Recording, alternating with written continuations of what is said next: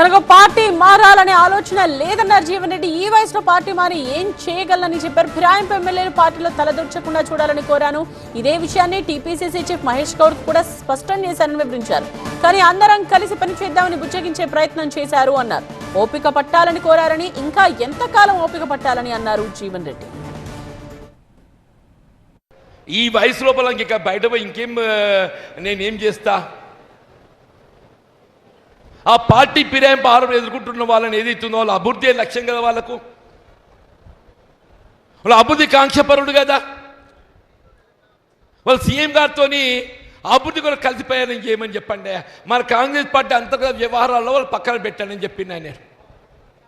నేను పత్రిక ముఖంగా చెప్పాను,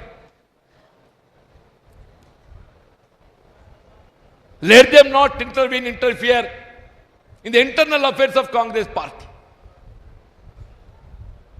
వచ్చిన మహేష్ గౌడ్ గారి దగ్గరికి ఏం పరిష్కారం?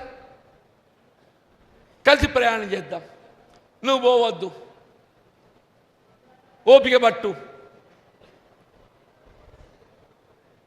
నువ్వు ఓపిక పట్టి ఇక్కడ దాకా వచ్చిన, నువ్వు ఓపిక పట్టి ఇక్కడ దాకా వచ్చింది నేను.